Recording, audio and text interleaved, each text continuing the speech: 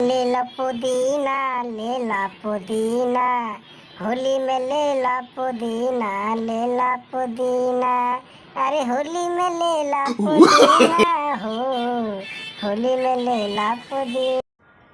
अरे ये भाई पपीता पागल है क्या? चूतिया है, कल आता है नहीं तेरे को कुछ। ले ला पुदीना, ले ला पुदीना, क्या ले ला पुदीना होली में?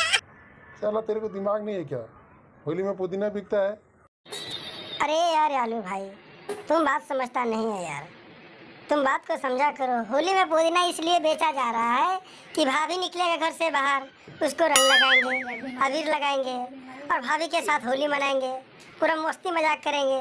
तुम बात को समझता नहीं है और पपीते को चूतिया बोलता है। क्या तेरा दिमाग चलता है नहीं चलता है? बेवड़ा सा, तेरे अकल है नहीं, इसीलिए पुदीना बेचा जा रहा है। No no no no. दिमाग लगाओ, कल ठिकाने में आ जाएगा तुम्हारा।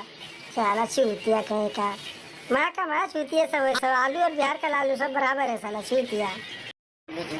अरे आहिल पानी तोहरा गलिया खेले बा। अरे वाह भाई पपीता, नो नो नो नो। हमको बता देता, मैं भी ऐसा तरीका लगाता कि होली में भौजी के रंगावा। अरे रे रे रे, साला राजपाल कहाँ से आ गए बीच में रे? पकड़ो पकड़ो पकड़ो।